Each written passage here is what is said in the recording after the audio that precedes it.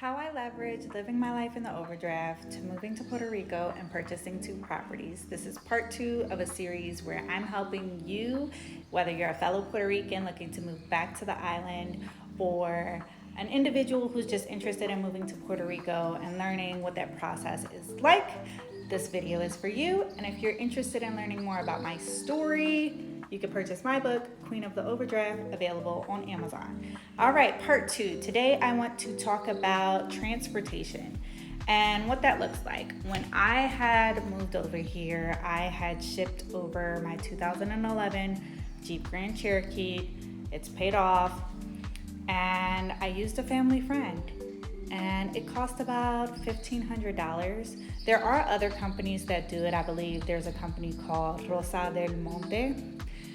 They also ship cars to Puerto Rico. But one thing to note is when you ship your car here, you will have to pay taxes on the vehicle. For mine, it was about $2,500 for the taxes.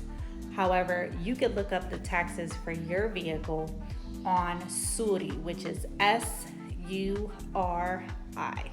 Google it, the website's gonna come up, and you put your VIN number in and it estimates how much you will have to pay for taxes. Transportation on the island, it's best to purchase a vehicle. If you have a car that is paid off, just ship it to Puerto Rico. It's cheaper than buying a car here on the island because cars are more expensive. If your car is paid off and it needs repairs, please repair it before you bring it over here because it's really difficult to find good mechanics and they could be expensive as well. If you're living in San Juan, you could probably get away with Ubering because Uber is good in San Juan. However, if you live in other parts of the island, Uber doesn't work there. We just got Uber Eats in Manatee not too long ago, and it's still a little okay? So you may be able to find an Uber to get to like Barceloneta or Caguas, but you may not be able to find an Uber back, okay? So if you're not living in San Juan, you want to make sure you get a vehicle. And if you have one, ship it over. What else did I want to say?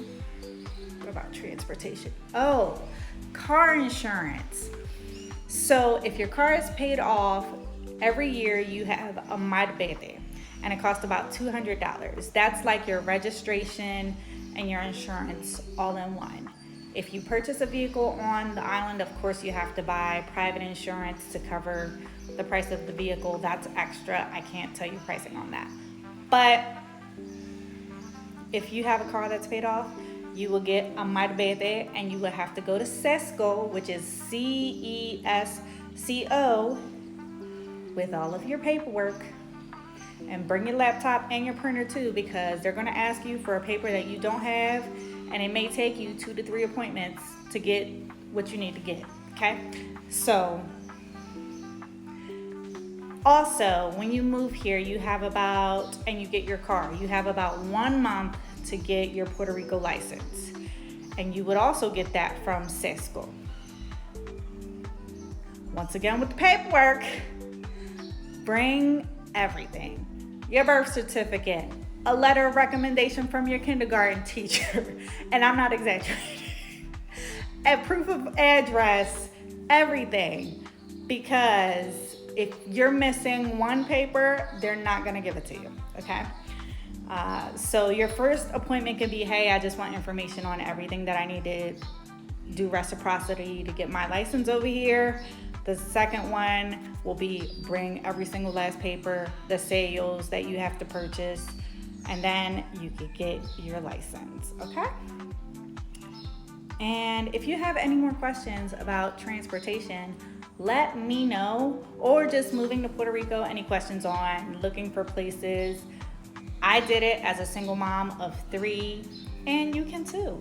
And I want to keep building this community, so any questions that you have, I'm happy to answer. Have a great day.